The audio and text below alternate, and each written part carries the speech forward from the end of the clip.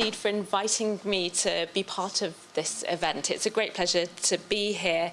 Over the last few years, as Margot indicated already, I've been observing with great interest the innovative research emerging from the Justice and Populations Project. And actually, I want to begin by congratulating you all on a very impressive, annual report, but I know that annual report relates back to many, many years of research that have been going on here. And what I see is a very successful delivery of a world-leading programme of research in an area that is crucial to our understanding of past, present and future.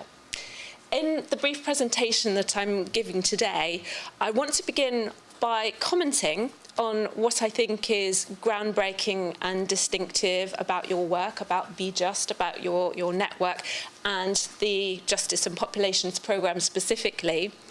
But I also want to move on to comment on why interdisciplinary networks such as this are so important in the world today. So that's the areas that I'm going to cover. I am, of course, partial and subjective. We all are. Partly I'm here because I'm an outsider looking in. But in terms of my own partiality, I should also say that my comments emerge from my own disciplinary background, which is in the main history. But I speak as a historian who has always recognized the vitality of interdisciplinary engagement, of working outside of disciplinary black boxes, and of addressing present-day concerns through historical reflection. So I want to signpost that. That's where I'm coming from. I think also, by way of context, maybe I should explain that as well as the projects that Margot mentioned, at the moment I'm engaged in two projects in the UK. One is the writing of a social history of policing in 20th century Scotland, which was based on research undertaken as part of an interdisciplinary group that included criminologists and geographers who'd worked in police studies. So that's one of the things that I've been doing. The other project that I'm also involved in at the moment is historical research on responses to child sexual abuse in institutional settings, including those for young offenders from the 1920s to the present. And that, again, is collaborative work with other historians, but also criminologists. I'm intrigued, therefore, that the research group who initiated the Be Just programme were historians to start with, but by joining with scholars from across the humanities and social sciences, what emerges is, in many regards, I was going to describe this as a kind of a finely tuned manifesto for a new justice studies. That's partly what I see in your annual report, and I was kind of taking note and thinking, this is really very interesting what's going on here. So I'm going to explore a little bit, why am I saying that? Why do I see a really exciting manifesto for new justice studies emerging here? But before I want to do that, I want to say something about the context for this, as to why this is exciting and new. I was thinking a little bit about justice studies, the way that term has appeared, as Xavier indicated, over the last sort of 10 years or so. And clearly justice studies is not a new idea. I was looking around to see how the term justice studies is used in university prospectuses, to advertise courses and things like that. And it was quite striking that clearly what it was being used was to talk about degree and training programs across the world that were clearly interdisciplinary and multidisciplinary. But what they tended to be doing was to very much emphasize vocational training for those involved in the police and criminal justice professions. And clearly that aspect is a little bit of what you do, but it's not the only thing. So I think you're doing more with justice studies than many of these prospectuses indicate. I was also thinking about, well, what exactly is the difference between justice studies and criminology, which, we've used that term already, and I know many of you are drawn from criminology as your background as well. I think it is clearly slightly differently inflected, isn't it, in terms of criminology, and both, I guess, different from the positivist criminology that heralded its emergence in the 19th century, and then the critical criminologies that developed in response from the second half of the 20th century onwards. Central to criminology is the academic study of the causes and treatment of offending behaviours, and it's clearly positioned as a social science with a close relationship to sociology and anthropology, and again, it's a part of what you do, but it's not everything. So justice studies is, I think, a really productive term to be using here, because of its ability to open out the terrain of engagement to encompass a wider range of approaches and methods that straddle, yes, the social sciences, but also into humanities, and perhaps also even the arts, and maybe tentatively film, as we saw so earlier this afternoon.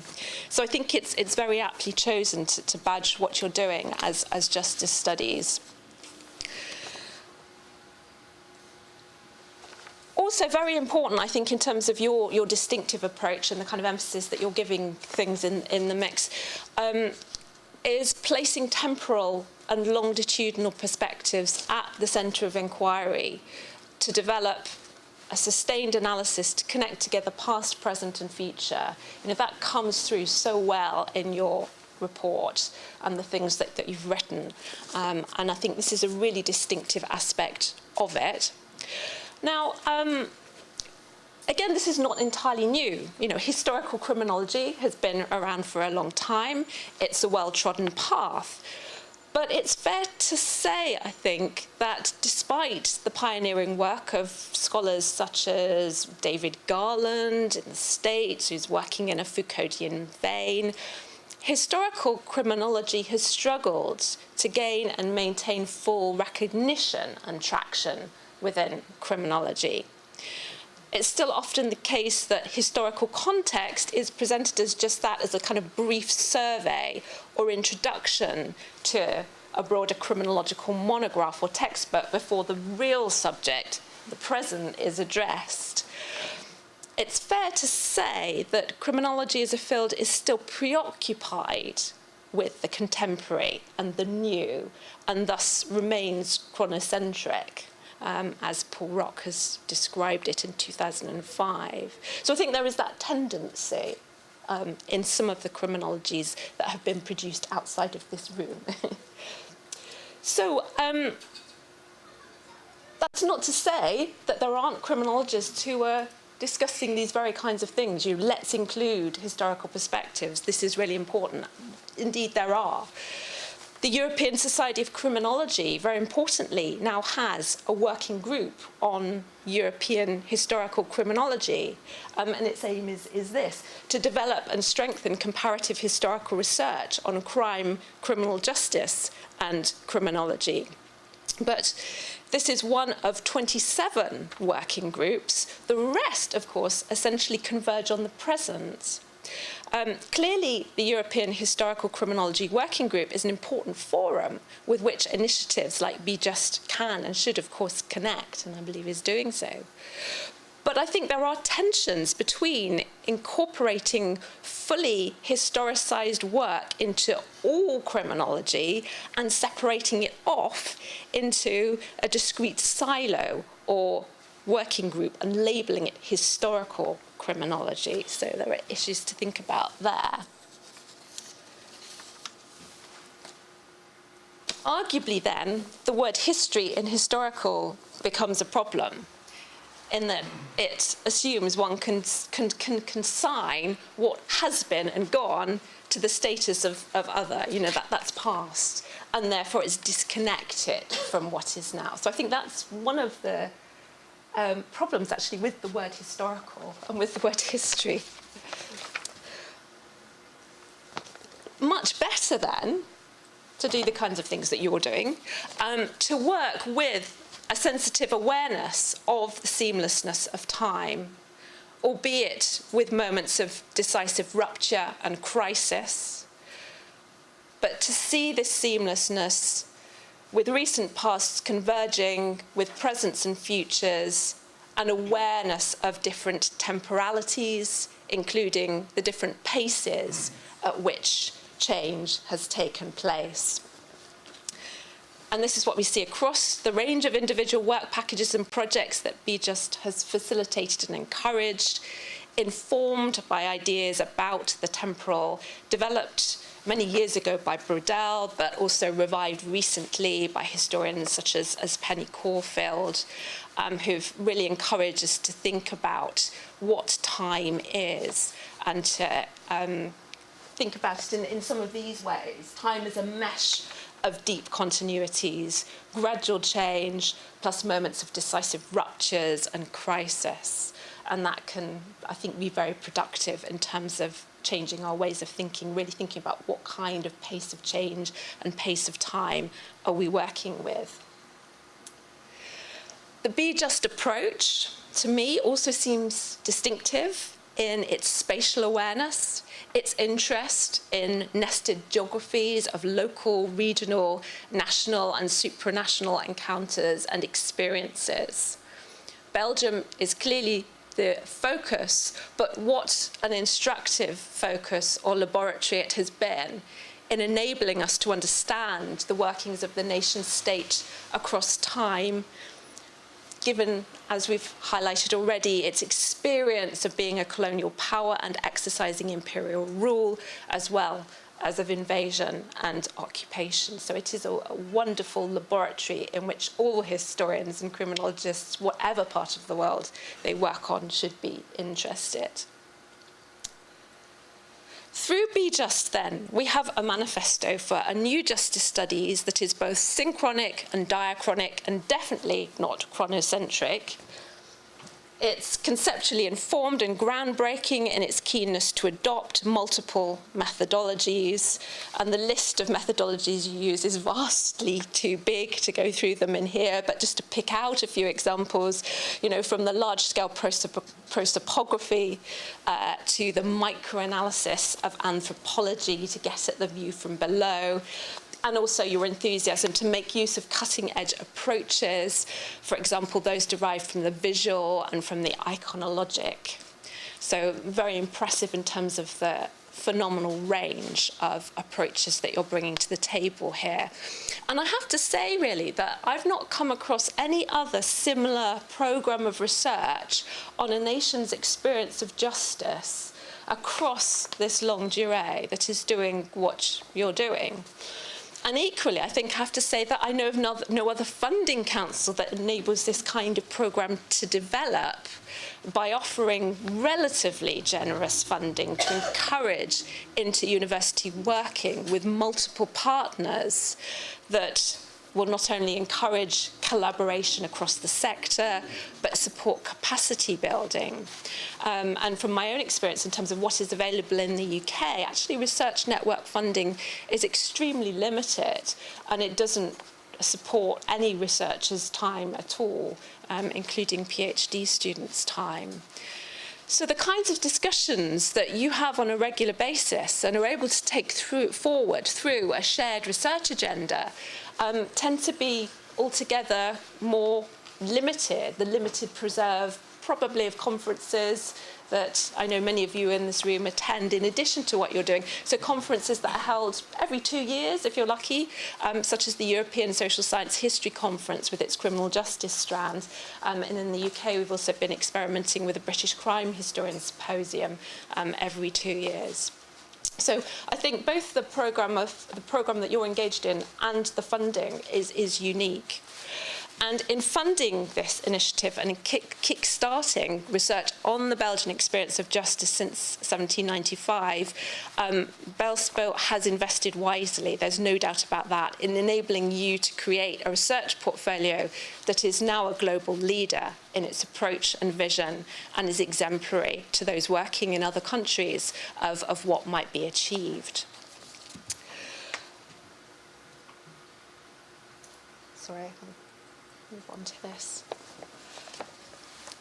So why are interdisciplinary networks so important? Do we need to say more about that? To some extent, no. I don't think I need to tell audiences here that the kinds of international and global problems that we face today, but which of course are all felt locally, need broad solutions involving creative thinking. But also some further points. We know that the idea of academic disciplines was driven forward in the 19th century as part of the development of modern forms of categorization, of knowledge generation, and of imposing order and a semblance of control. Each discipline, through professionalization strategies, has since then developed its own particular habitus or sets of dispositions for thinking, valuing, and constructing arguments, whilst nevertheless anchored within a broadly shared rational and empirical Enlightenment paradigm. But suppose we start not with disciplines, but with key questions of import now, today. Why is there social inequality, and what is the relationship to the institutions of justice? Why are there so many concerns about security and terrorism in the world today? So really big questions, and questions we all would agree are hugely pertinent, but we can find the answer in multitudinous ways through multiple approaches and frameworks. So I suppose I'm arguing here that we need to think about questions rather than disciplines, and start with the questions and then to work out what are interesting ways of answering them. And every discipline that is represented in this room brings something unique to the table in terms of how it will tackle it. However, I also want to make the case about the importance of the historical and to discuss why it is that historical inquiry needs to be part of this mix, amongst others. It is crucial. I'm speaking here as a historian, so why does history have to be in there with everything else? So that's the next question I want to move on to. Well, again, I'm a firm believer that the present can only be understood as historically constituted and is a historical effect in itself. It's forged through past endeavour and is thus a complex and multi-layered imprint of everything that has happened across sequential pasts. We can't simply stop the clock at 1960 or 1970 or 1980, which most people are judged to be the recent past, but rather deep structures and cultures are shaped across the longue durée. In relation to justice, though, I think there are further imperatives as to why historical inquiry has to be an essential part of the mix. And this is because many central issues of contemporary crime, conflict, and justice are very explicitly historical in nature. So, this is why, in terms of justice, history is important. And I want to give you an example here. I think a case in point is the entire framework of transitional justice. Models of transitional justice which involve recognition and redress, including apology in the present for past wrongs, as well as recommendations for future security and safeguarding, have become widespread in the early 21st century and are increasingly being applied to a proliferation of settings. So, transitional justice was used initially as a human rights response to genocide and racially linked atrocities in post-conflict and post-colonial situations. But we've seen very recently how they've been harnessed within nation states in response to historic child abuse within institutional settings. And this slide here really kind of captures that. There's been a sort of train of inquiries and investigations within a whole set of nation states.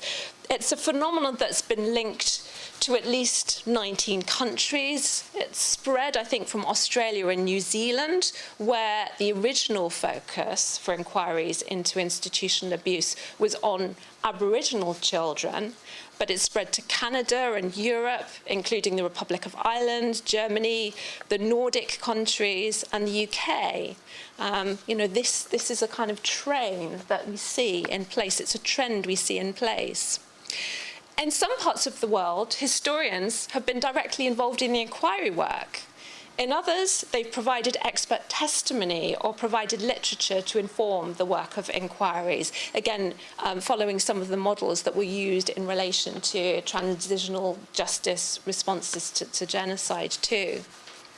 So, historians have a real place to play in all of this.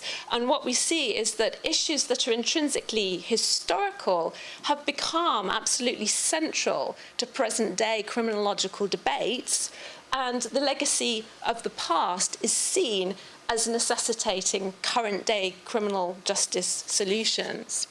So I think that's quite a good example to give here about why the historical is so important in terms of the present.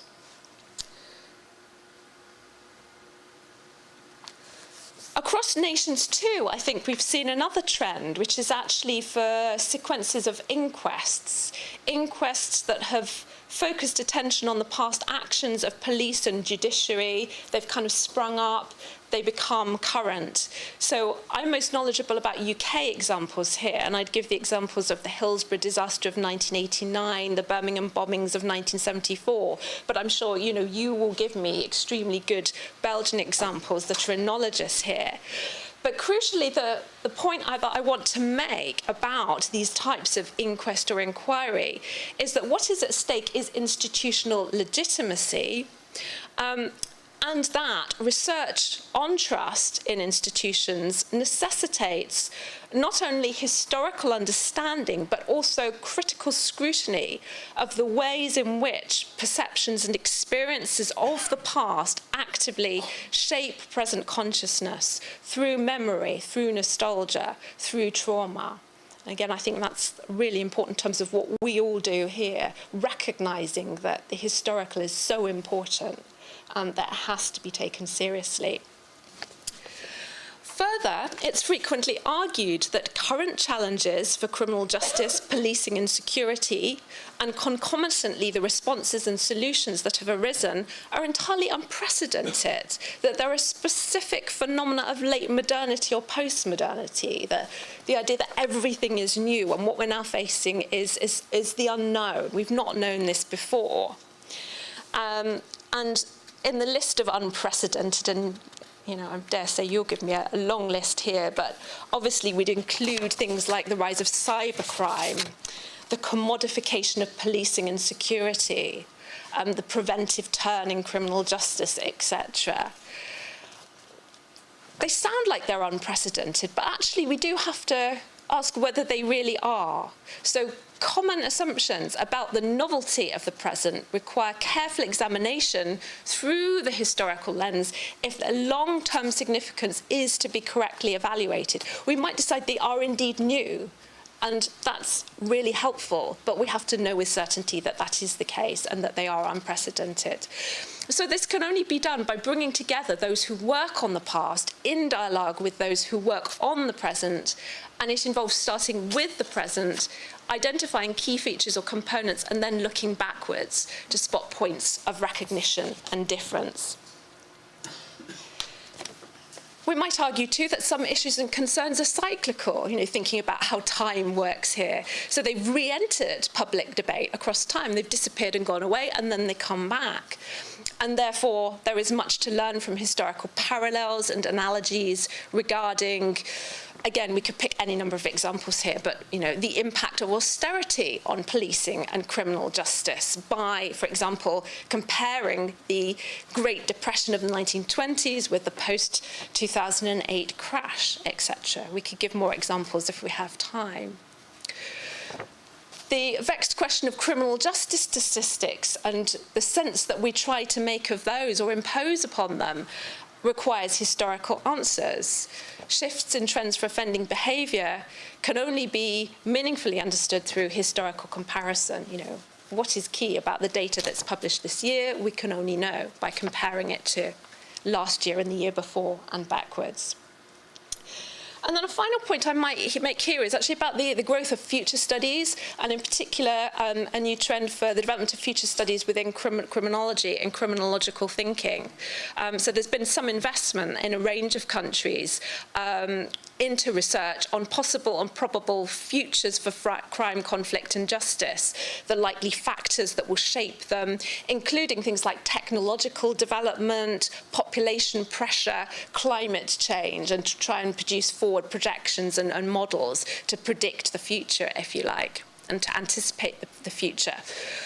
But we can still argue that thinking about the future demands historical as well as technical insight, and thus historical perspectives are needed as a complementary and collaborative partner to the scientific horizon scanning modes of future research in this domain.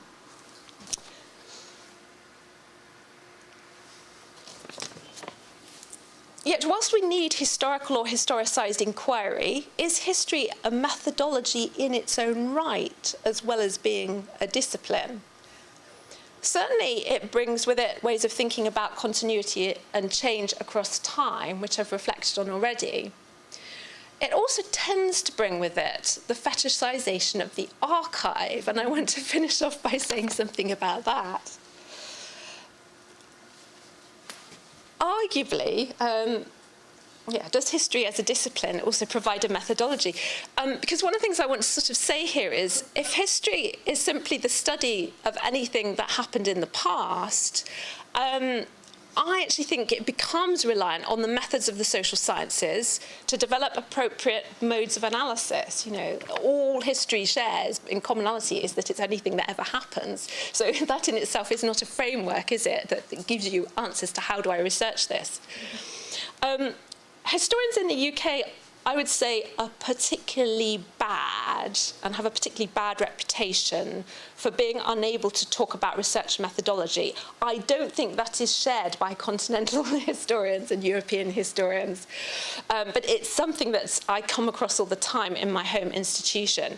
So the inability to talk about methodology other than in loosely empirical ways, and really to make constant reference to going into the archives.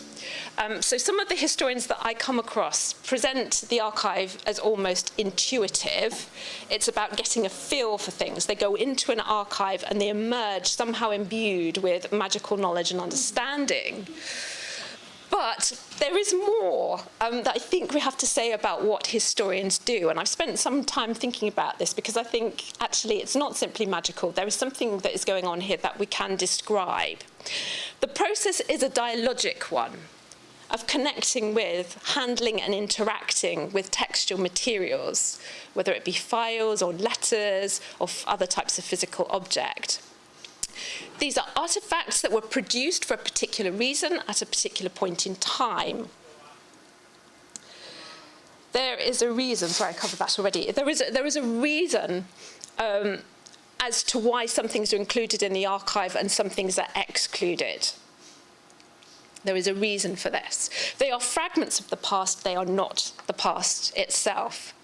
The familiarization in the archive of getting a feel for things also has a lot to do with acts of translation, of decoding ways of thinking that are differently inflected from our own, of reading between the lines, of asking questions about gaps and silences, and seeing these as a strategy or tactic in themselves. It is also to do with identifying and understanding the personnel who produced texts and documents, locating them within social and political spheres and networks, understanding their capacity to act. The process is dialogic because it involves going back and forth, returning to a note that was initially not understood by the researcher, but becomes clearer when related to other found texts. Wider understanding of period, of place, and of what was possible is gradually constructed and built up. Most people will probably be familiar with the idea that the past is a foreign country. We are all, of course, visitors to it.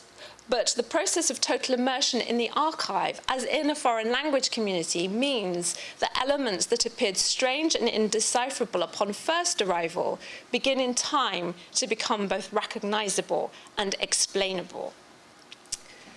But the foregrounding of the archive is also clearly hugely problematic, and it's not just about translation. So I know from my own research that the search for child sexual abuse in the archive exposes a very significant methodological issue. Textual traces in an archive rarely reveal the actual experiences of children and young people who suffered abuse. Historians in Australasia and the Nordic countries who have worked as part of recent child abuse inquiries have commented on the anger and hurt felt by care leavers who experienced abuse when confronted by the case files that carers kept about them and that contain very different narratives to their own, given that case files include material that those survivors, those witnesses, recognize as incorrect information and interpretation. And this, I think, provides challenges to us all if we're working with case files as to what it is that we've got here. The archive is not merely highly partial, fractured and fragmentary, but also a result of political processes, power imbalances, and regimes of governance through which knowledge is selected, curated, and ordered. Thus, Antoinette Burton, the historian, has described the history of the archive as a history of loss, suggesting that historians need to foreground this in any conclusions they draw and to ask questions as much about what has been lost as what has been found and why. So I think what I'm saying really is that I do think there is a specifically historical methodology which is about knowledge of archival source materials and how to find them, but also critical awareness of the circumstances that surrounded their production. Characteristic of history, too, is the focus on continuity and change, why and how things shift and change. Yet, to develop the analysis further, we need a conceptual toolkit, techniques for textual analysis, for exploring material culture or visual imagery, and this requires looking outside of history as a discipline. More importantly, and this is a theme that is highlighted in your annual report, we need to cross and efface boundaries, not merely those of disciplines, but those of place, those of past, present, and those between academic and practitioner. And I think what we're talking about here, in fact, is the return not just to the grand narrative, but to the world of the polymath, that Renaissance figure. But crucially, I think, with the awareness that in the digital or information age, this is best achieved through collaboration, through teamwork, through sharing, and in particular, sharing materials through the production of high-quality online sources, and through dialogue and through openness. And I'm going to stop there. Thank you.